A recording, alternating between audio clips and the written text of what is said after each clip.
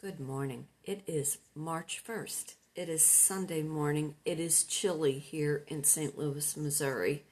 I think it's probably about 20-something degrees this morning. You know, yesterday it got up to be 65 degrees. The day before it was almost 80 degrees. And here we are back to winter. It is cold. I've been letting my little dog sleep with me.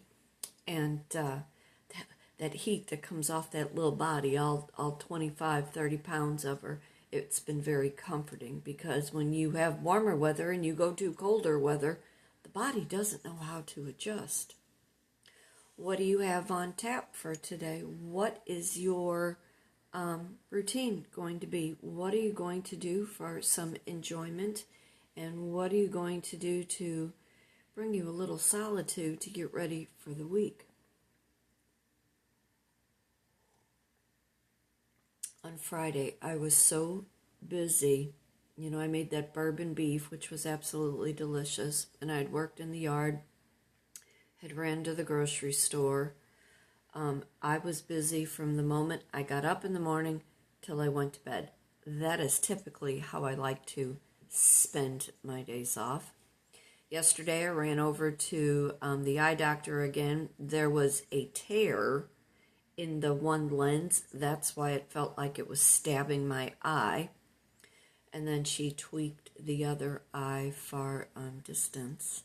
Still trying to figure that out. You know, it's a process. It's not a one-time, let's fix this. And she said to me, don't lose my patience, and then they won't lose their patience. I don't care how long it takes. I want my eyesight back. These are my new glasses. I do like them a lot. They are far close up, and I can see just fine. I had to take the original pair back because the prescription was way too strong, and I felt like my eyes were jumping out of my head. But you need your eyesight. You need to be able to see in order to do life, you know. So as I am waiting on that new pair of contacts, we will resort back to the glasses. I have my reading glasses if I need to, but these are really just fine. And I'm wondering if I can use these for work. Today I am going to color my hair. I'd really like to do a completely different color, but we will see what will happen. I'm leaning towards that teddy bear blonde, trying to get rid of this gold. And, you know, I say it all the time because of the grays. I'm not ready to go gray yet. You know, you take care of your physical appearance the best you know how to do. I love how my cousin cut my hair. This is day 2. I washed it yesterday and styled it myself.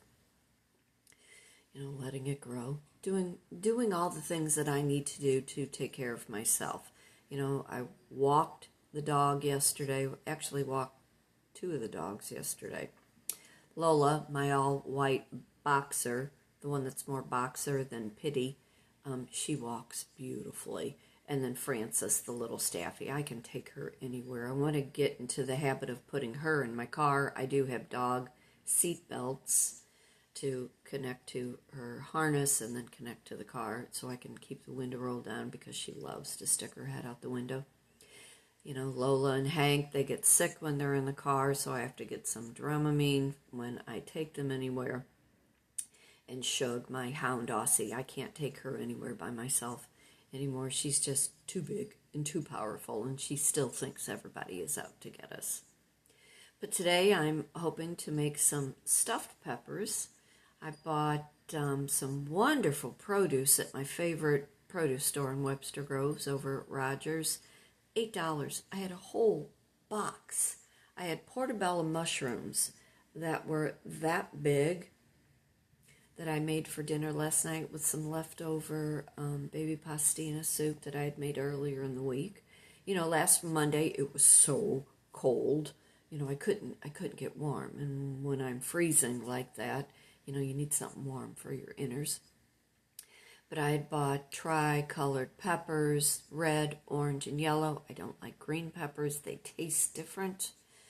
but the other ones are sweet. I'm going to make some porcupine type balls, and I'll make some sauce, so I have that for some mustacholi later in the week. Again, I'll do my hair. I think I'm going to make some bread. Might start some laundry. I don't know. But I wanted to tell you last night, I don't watch TV. I watched a documentary on the unseen places you probably have never heard of in Wisconsin.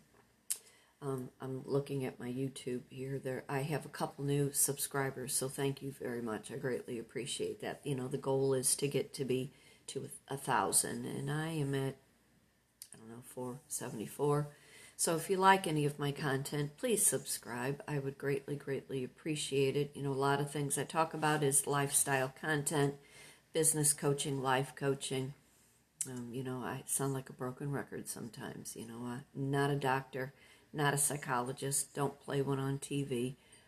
But the things that I've studied, I apply in my life, whether it be teaching an art class, whether it be speaking, whether it's talking about, being a published author, teaching a communications class, which I'm still looking into to teach for either a community college or maybe even our county library. I haven't quite decided.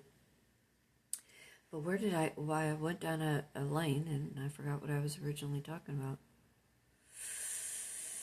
I don't know, that's the 65-year-old mind. It's getting worse, I walk into a room and I'm like, what am I doing? Why am I here? Oh, I was talking about the documentary. That's what it was on my YouTube channel.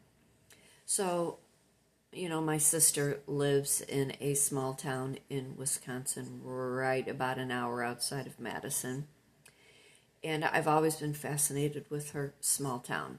I've always wanted to live in a small town since I was a little girl, wanting to live on a farm, wanting to live in the country. Small town living is the way to go when you are looking for clarity, peace of mind, and a community that you can align with. Well, when I have visited my sister before, I've always asked, because I'm a fisher woman, I always ask, where are the lakes? Where are the parks? Where are the rivers? Where is blah, blah, blah. In Wisconsin, there are so many different lakes that last night, and the rivers that all combined, of course you're going to hear Shug. Come here now. That I was surprised. And who knew Sheboygan had all these festivals and all these art communities that come together. I've been to LeClaire, or is it Eau Claire, the American Pickers, they have a store there. The river runs right through it. There's the Wisconsin, there's the Mississippi, I believe even the Missouri runs through it. Wisconsin, Iowa, and Illinois all come together. I had to stop and think about that. If you go all the way on the other side of the state, you have Lake Michigan, which is like a beach. I was like, I had no idea of all of the things that Wisconsin has. Now, I'm not a cold weather person, as you can see. I've got my favorite sweatshirt on this morning. I'm trying to just kind of survive in this 20-degree temp this morning. They're winters because they are closer to the northern border in Canada. They get cold. They get really extremely harsh winters. But the farming, soybeans, hay, corn, and they do contouring farming. Now, as I was always driving through Wisconsin, and I've been through the Missouri, Illinois, Iowa, where I've also gone through Missouri straight into Iowa from the I-70, which is a completely different route. I think I like going through Peoria, though, because I love Peoria. Peoria is an art town in Illinois. And I always feel like once I get to Peoria, I'm almost at my sister's. It's like only another 3 hours, and it's an easy drive. Anyway, so on and so forth. They do contouring farming, and they work off the lay of the land, which I never knew. I've always like look at the farms, or farmettes as they call them, and I'm like, why does it look like it's art?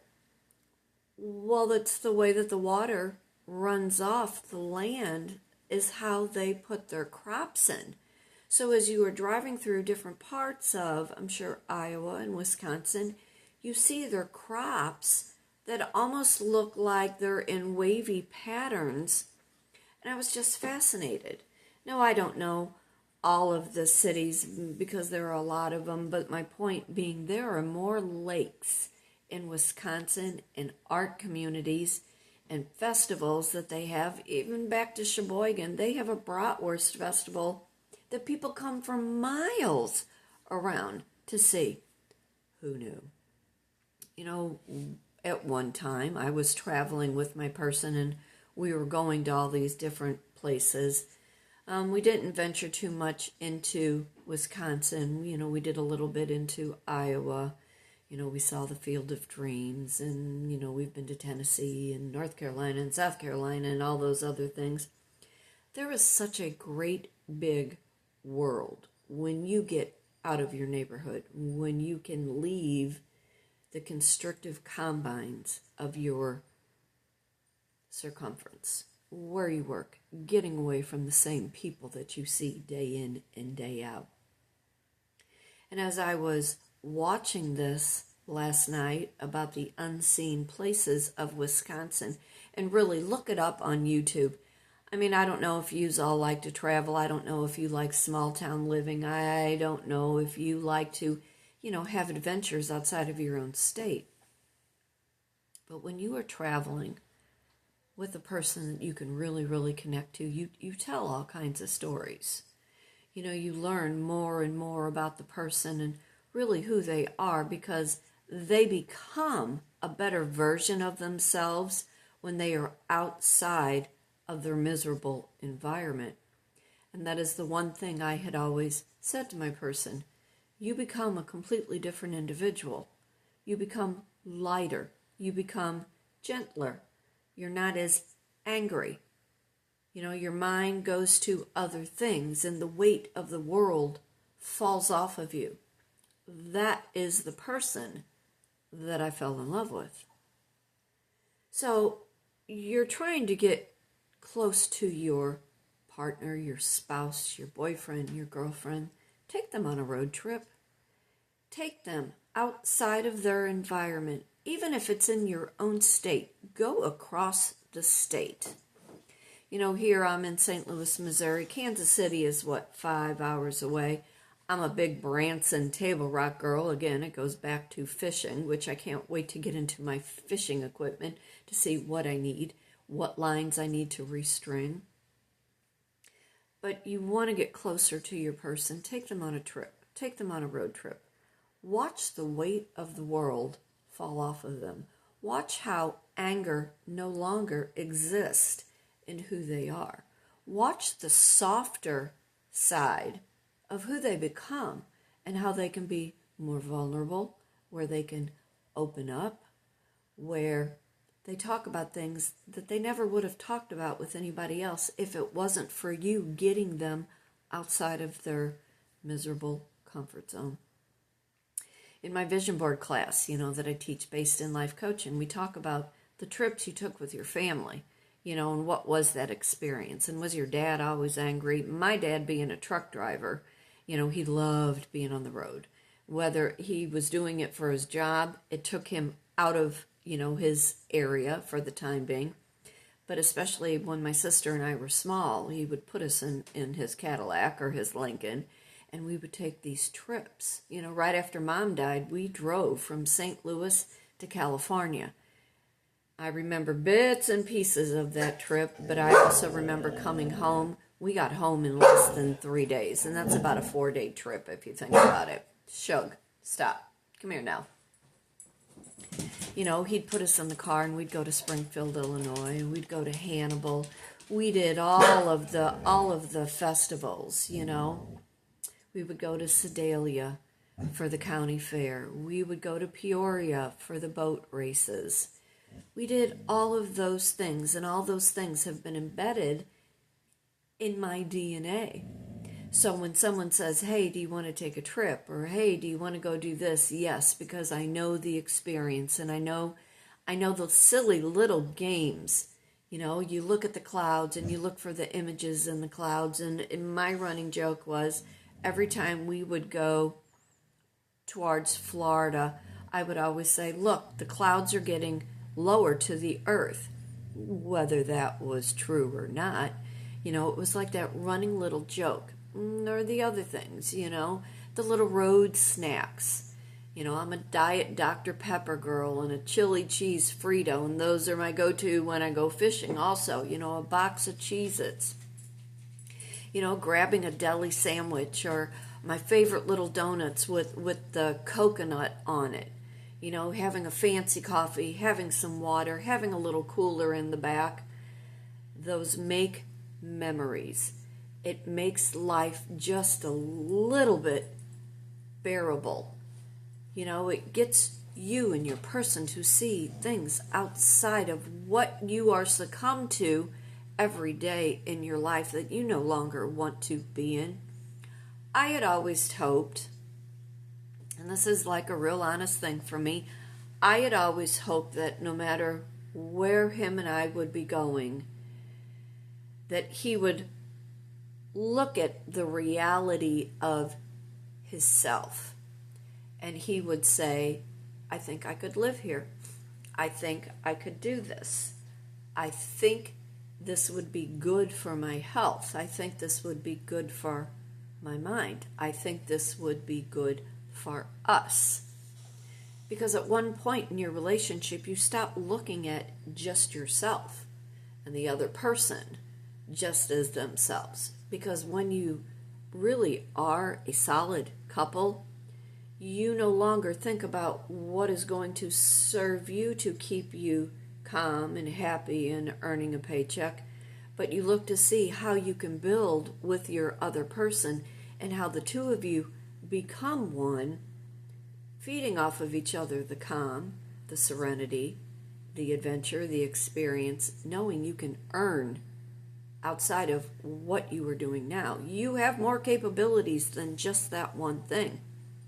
You know, not everything has to be written in stone, because you have to take that uncalculated risk when you know there's something on that other side. I talk about that in my vision board class. You know, we talk about careers. We talk about what would it take to get you on that other side. You know, we talk about that relationship that you have with that person, and what is it that they are not seeing that is going to allow you to grow together. You know, again, I'm going to be 65 in July. I'm struggling with turning 65 this July. My job is getting harder.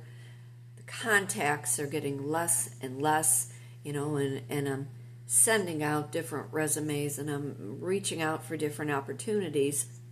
But I'm a very firm believer, when you want a better opportunity, you need to go farther out of your area to see what is going to serve you better for your mental health and to match your skills. You know, you have to be able to understand what you're doing right now is not the only way to do something, or the only thing that you can possibly do.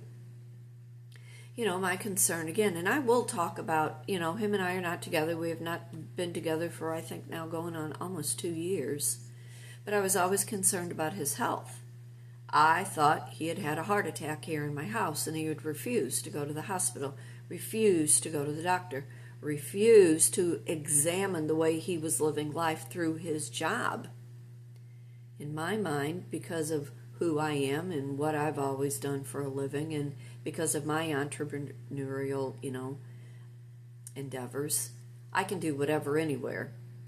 But I was always concerned, what else would he be able to do? God forbid he really, really got sick. Because when you are rigid in routine and you can't see anything outside of that routine and you refuse to budge, you're not only doing more damage to your physical health, but you are creating more mental chaos because you've refused to look at anything on the other side. You know, can your person, partner, husband, wife, can they teach? Can they mentor? What other skill has been learned along the way since at the age of 20, 21? Being in food and beverage, I can talk you to death. I can force feed you. In fact, after I'd gotten my hair cut, the other day, my cousin had called me the next day, and another cousin who works at another establishment in food and beverage, she said, hey, they have openings if you want to come and do this, which would be wonderful, except it just doesn't pay. I know what I need to make in order to make this household work. I know what I would need to do in order to sell this house, and there's quite a bit of equity in this house to go somewhere else. It's not so much about security, being financially, in that income set, but just knowing where is the potential to earn. Who is capping off, how much I can make. You don't want to limit yourself to one thing and one opportunity when there are so many other opportunities out there that you just need to explore. So as we would always be traveling, I would always think, hey, we could do this here, we could do that there. Even as silly as there are so many different campsites and river camps, that look for hosts, couples that can work during that time, and then they go on to something else. I think I had read something in Branson. Most of their seasonal workers are individuals who have RVs, and they travel from place to place, and they work different seasons.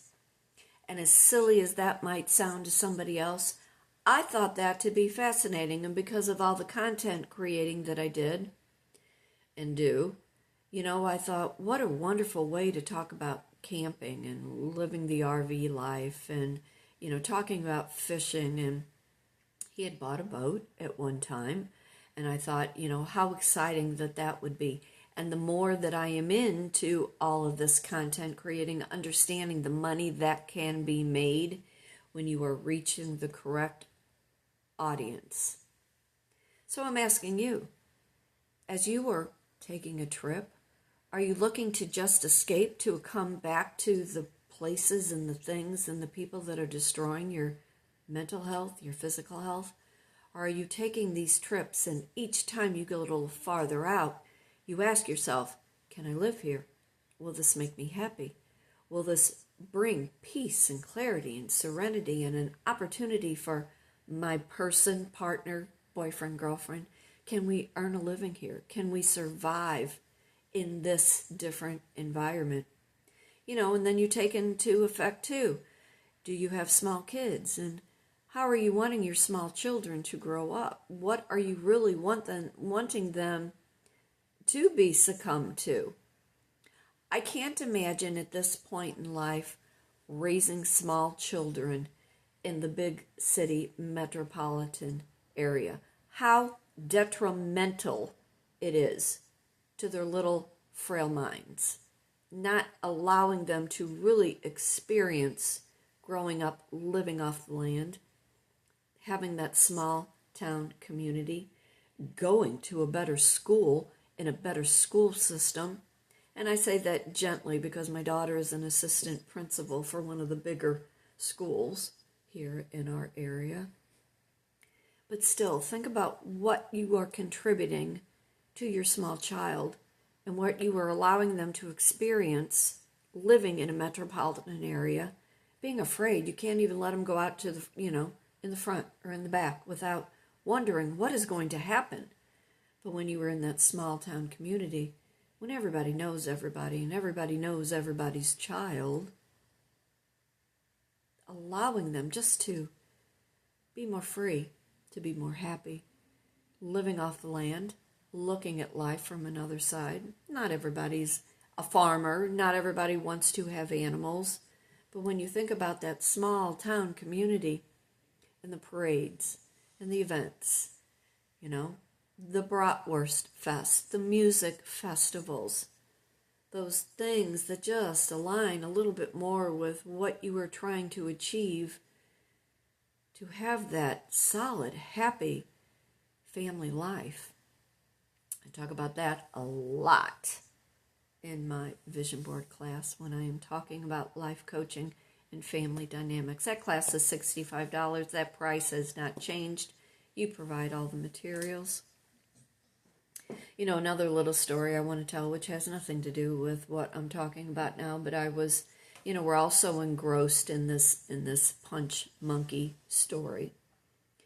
You know, and everybody has said, you know, why isn't somebody stepping in and rescuing this monkey? Why isn't somebody doing something a little bit more? And look at the conditions, you know, that zoo is providing. And I believe they are receiving a lot of contributions to make that enclosure better. And I think I saw or read that our own zoo here in St. Louis, Missouri, which is one of the top zoos in our country, they had their primate area all redone a few years back.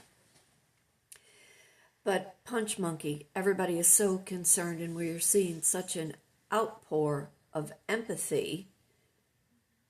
We look at that little monkey like, oh my God, that's a baby. Why isn't somebody protecting them?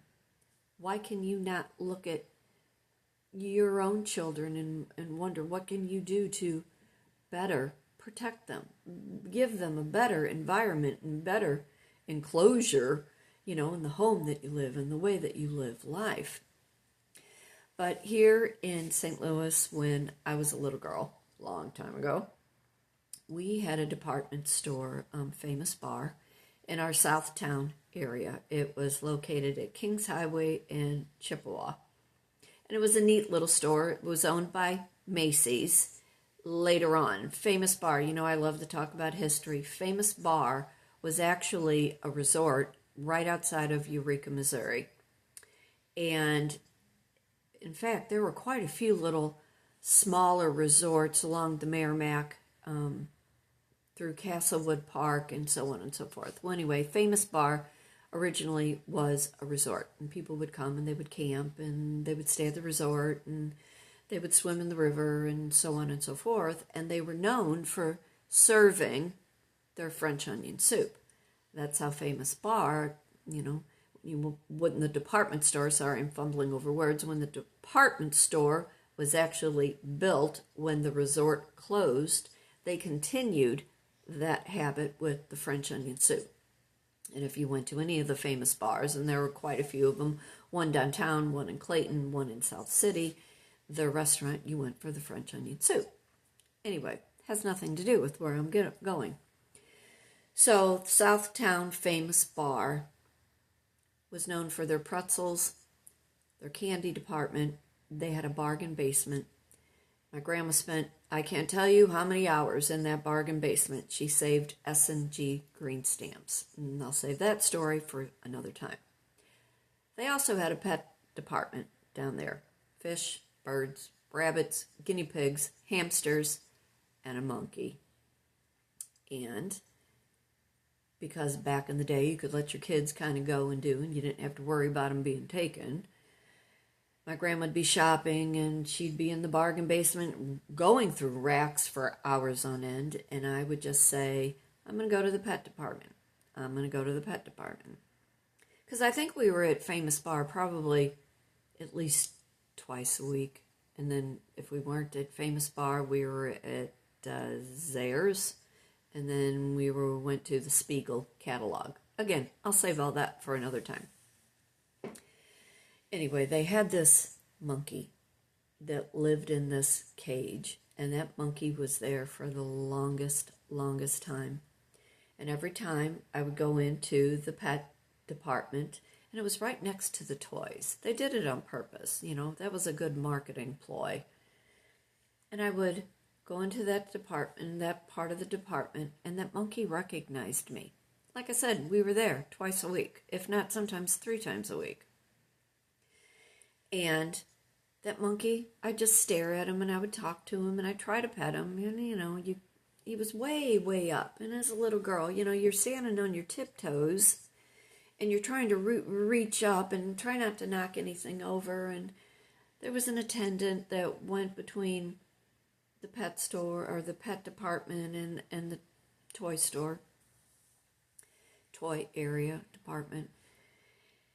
And I fell in love with that monkey. And we had fish, and we'd always had parakeets, and we had rabbits, and as, I got older with my kids, we always had hamsters.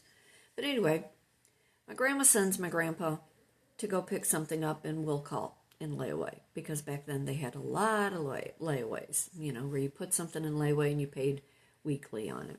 Probably why we were there so many times. So anyway, my grandpa's picking up the will call, the layaway, and I say to him, I'm going to go to the pet department. And he goes, okay, we're not going to be long. I'm just going to pick this up. I'll come down and get you. I said, okay. And it wasn't very often my grandpa did all the errands or running for my grandma. He would go to the grocery store on occasion, but mostly she did everything. Anyway, I'm standing in the pet department, and I'm having a conversation with this monkey. And my grandpa comes around the corner and he goes, Kit, let's go. And I say, no, not yet. And he goes, come on, we need to go. Graham's going to have supper on the table and we need to get home. And I said, no, I'm talking to the monkey. And he walked over to me and he goes, come on, we need to go. And I go, can I have this monkey? Will you buy this monkey for me?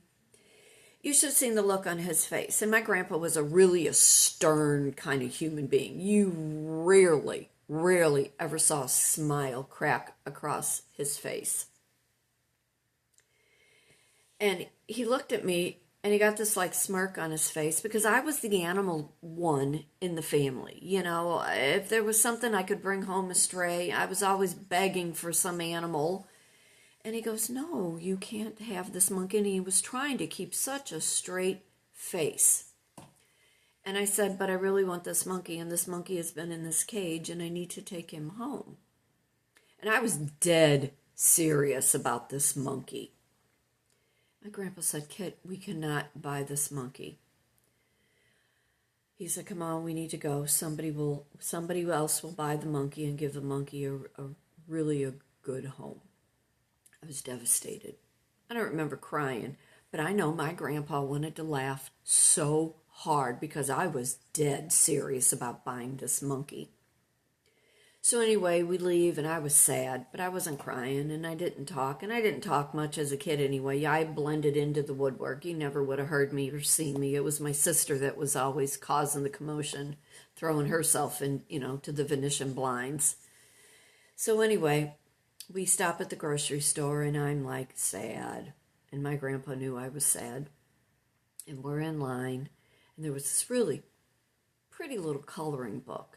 It was on spring flowers and trees, and again, I'm the little one, the adult, and the child like mine who wanted to live in the country, on a farm, in the field.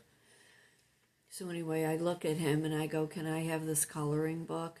I was sad. And he gets a smile on his face, and he goes, yes, you may have that coloring book. So anyway, we get home. Grandma's got dinner going. We're just about to sit down. And I say, Grandpa wouldn't buy me the monkey. And my grandma's like, what monkey? And I go, the monkey that's in the pet department store. He wouldn't buy it for me. She said, Kit, we can't buy a monkey. And she said, but let me tell you a story about when I worked at Famous Bar. My grandma was born 1915. She had to quit school, and I'm going from story to story, which has nothing to do with anything, but while I'm on the subject, she quit school to go to work so she could help her mother provide for her brothers, because her father had died really young. And she worked at Famous Bar in the candy department downtown. And there would be an organ grinder that had a monkey. And every Saturday when she worked, she said the organ grinder would come in and he would play his little musical whatever, like the Pop Goes the Weasel thing. As a kid, we probably all had as a toy. So she said every Saturday he'd come in, and here'd come the monkey, and he'd play his little tune, and the monkey would do its dance, and everybody would either give him a couple pennies, maybe a dime, maybe give the monkey a peanut, And my grandma had said, someone will buy that monkey.